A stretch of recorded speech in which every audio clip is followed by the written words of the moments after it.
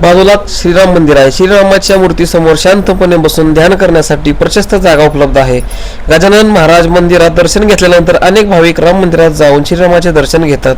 आषाढी, रामनवमी आणि इतर धार्मिक उत्सवात काळात येथे विशेष धार्मिक कार्यक्रम राबवण्यात येतात. या मठामध्ये भाविकांसाठी योग्य भाड्यात राहण्याचीही सोय आहे. त्याचबरोबर महाप्रसादाची सोय आहे आणि जेवणाचीही सोय आहे. हे मठ विठ्ठल रुक्मिणीच्या मंदिरापासून फक्त 1 मिनिटाच्या अंतरावर आहे. आतमध्ये श्रीकृष्णाची मूर्ती आहे. श्रीकृष्ण वासरी वाजवणाऱ्या मोहक रूपात विराजमान आहे.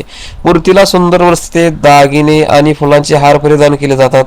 उत्सवाच्या दिवशी विशेष आकर्षक फुलाची सजावट आणि अलंकार केले जातात. भक्त मूर्तीसमोर बसून श्रीकृष्ण नामस्मरण, भगवद्गीतेचे पठण आणि ध्यान करतात. श्रीकृष्णाचे दर्शन घेतल्याने मनाला शांती, भक्ती आणि सकारात्मक ऊर्जा मिळते अशी भाविकांची श्रद्धा आहे.